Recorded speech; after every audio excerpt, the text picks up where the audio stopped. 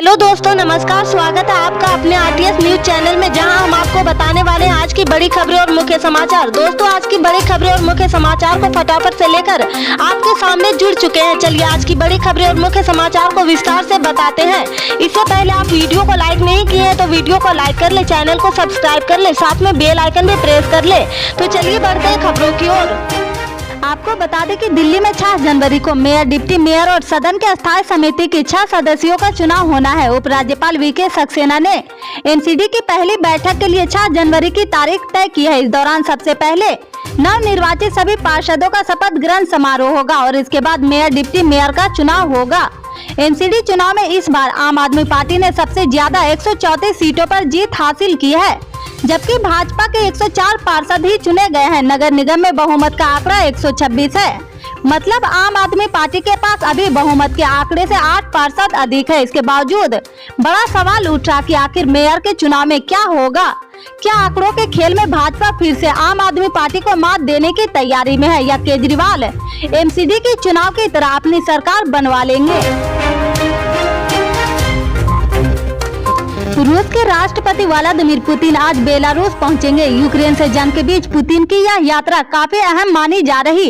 इस बीच यूक्रेन के अधिकारियों ने दावा किया है कि सोमवार को तड़के रूस ने राजधानी कीव पर 20 से ज्यादा ईरान निर्मित ड्रोन दागे। हवाई हमले से तड़के के शहर में सायरन बजने शुरू हो गए थे। यूक्रेन अधिकारियों का कहना है कि हमने जवाब में 15 ड्रोन नष्ट कर दिए हैं। 3 दिन पहले ही कीव समेत कई शहरों पर 70 से अधिक मिसाइलें छोड़ी गई थी। यूक्रेन की राजधानी कीव में सोमवार तड़के ड्रोन द्वारा एक बार फिर हमले किए गए हैं। स्थानीय अधिकारियों ने यह जानकारी दी है। कीव में 3 दिन पहले भी ऐसे ही हमले किए गए थे। अधिकारियों ने इसे युद्ध की शुरुआत के बाद से कीव पर किया गया अभी तक का सबसे बड़ा हमला बताया है। तवांग एलसी पर भारतीय और चीनी सैनिकों के बीच हुई झड़प का मुद्दा सोमवार को संसद में भी छाया रहा। इसको लेकर विपक्षी सांसदों ने पहले हंगामा किया और फिर वॉकआउट कर दिया है। कांग्रेस और अन्य विपक्षी दलों का कहना है कि चेयर इस मुद्दे पर ध्यान नहीं दे रही। विपक्ष के नेता मल्लिकार्जुन खड़गे ने राज्यसभा के अध्यक्ष और उपराष्ट्रपति जगदीप धनखड़ का विरोध किया है और कहा कि चेयर को विशेष शक्तियों का प्रयोग करके मामले पर चर्चा करवानी चाहिए। वहीं केंद्रीय मंत्री पीयूष गोयल ने खड़गे पर पलटवार किया और कहा कि कांग्रेस सरकार ने अपने कार्यकाल के दौरान कितने ऐसे मुद्दे पर चर्चा की थी। गोयल ने कहा कि खड़गे इस तरह की बातें करके अपने पद की ही प्रतिष्ठा कम करे। कांग्रेस अध्यक्ष मल्लिकार्जुन खड़गे ने एक बार फिर भाजपा पर तीखा हमला बोला। उन्होंने कहा कि हमने देश को आजादी दिलाई है। देश की एकता के लिए इंदिरा और राजीव गांधी ने अपनी जान की कुर्बानी दी है। हमारी पार्टी के नेताओं ने अपनी जान दी है। आपने क्या किया है? खड़गे ने आगे कहा कि आपके घर में कोई देश के लिए कुत्ता तक मरा है क्या? क्या किसी ने कोई कुर्बानी दी है? खड़गे के इस बयान पर विवाद खड़ा हो सकता है। बता दें कि इससे पहले गुजरात चुनाव में खड़गे ने पीएम मोदी की तुलना रावण से कर दी थी। इस पर काफी बवाल मचा था। मल्लिकार्जुन खड़गे ने यह बात राजस्थान के अलवर में भारत जोड़ो यात्रा के दौरान एक जनसभा में कही है। खड़गे ने कहा कि हमारी पार्टी के नेताओं ने देश के लिए जान दी है, इन लोगों ने कुछ नहीं किया है, फिर भी आज यह सबसे बड़े देशभक्त बनते फिर। खड़गे ने कहा कि हमारी पार्टी के लोगों ने देश के लिए कुर्बानी दी है, इसके बावजूद अगर हम कुछ भी बोलते हैं तो हमें देशद्रोही बता दिया जाता है। खड़गे ने देश में डेमोक्रेसी की हालत पर चिंता जताई है।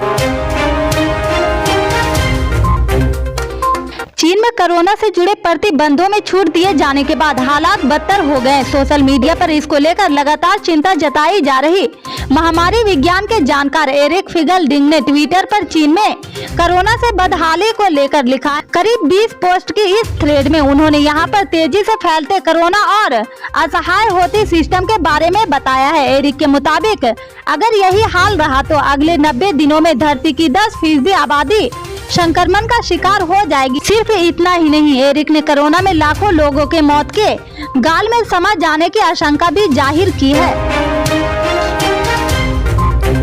कर्नाटक और महाराष्ट्र के बीच दावेदारी में फंसे बेलगावी में बॉम्बे सरकार के आखिरी विधानसभा सत्र के आयोजन को लेकर विवाद छिड़ गया। कर्नाटक विधानसभा का 10 दिनों का सेशन यहां चल रहा है, जबकि महाराष्ट्र में एक तबका इसका विरोध कर रहा। कर्नाटक में पड़ने वाले बेलगावी जिले में मराठी भाषी लोगों की बड़ी संख्या है। इसी के चलते महाराष्ट्र की ओर से इस जिले पर दावा किया जाता रहा और उसे राज्य में शामिल करने की मांग होती रही है। हाल ही में यह विवाद और तेज हो गया। इस बीच कर्नाटक सरकार ने जब बेलगावी में विधानसभा सत्र आयोजित करने का फैसला लिया तो विवाद और बढ़ गया है।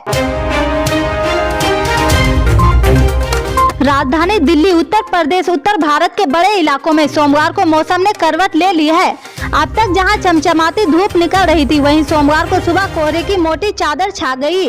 कई जगहों पर विजिबिलिटी 5 मीटर से भी कम थी। इस सीजन में पहली बार इतना कोहरा गिरा है। इससे पहले कुछ जगहों पर थोड़ा बहुत कोहरा नजर आता था। मौसम विभाग का कहना है कि पंजाब और हरियाणा से दिल्ली की तरह मौसम कोहरा बढ़ता जा रहा। मौसम विभाग के एक अधिकारी के मुताबिक पंजाब से कोहरा शुरू हुआ है, इसके बाद पूर्वी यूपी, हरियाणा, दिल्ली और पश्चिमी यूपी में भी कोहरे की मोटी चादर देखी गई है। बिहार में छपरा से लेकर सारण तक, बेगूसराय से लेकर सिवान तक जहरीली शराब पीने से दर्जनों लोगों की मौत हो गई। राज्य से समय समय पर जहरीली शराब पीने से लोगों के मरने की खबर आती है। हालांकि सरकारी आंकड़ों में ये संख्या तकरीबन गायब रहती है। नेशनल क्राइम रिकॉर्ड ब्यूरो के आंकड़ों के मुताबिक 2016 से 2021 के बीच 6 साल में बिहार में जहरीली या अवैध शराब पीने से 23 लोगों की मौत हुई है। लेकिन अवैध या जहरीली शराब सिर्फ बिहार की समस्या नहीं है। देश के लगभग सभी राज्यों में अवैध शराब का कारोबार धड़ल्ले से चल रहा। हर साल लाखों लीटर अवैध शराब जब्त भी होती है, लेकिन इस पर पूरी तरह से रोक नहीं लग पा रही है। इससे आगे के अपडेट्स को जानने के लिए जुड़े रहे हमारे आरटीएस न्यूज चैनल से। मिलते हैं फिर बड़ी खबर में, तब तक के लिए जय हिंद।